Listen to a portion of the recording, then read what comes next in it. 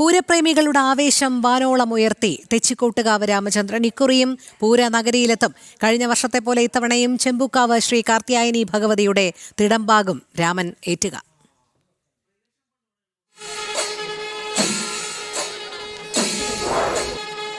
കഴിഞ്ഞ തവണയും രാമൻ ചെമ്പുക്കാവ് ശ്രീ കാർത്യായനി ഭഗവതിയുടെ തിടമ്പ് തന്നെയാണ് എത്തിയത്. തെക്കേ ഗോപുരനട തുറക്കാൻ രാമൻ എത്താത്തത് ഏറെക്കാലമായി പൂരപ്രേമികളെ സംബന്ധിച്ച് ഒരു നോവാണ്.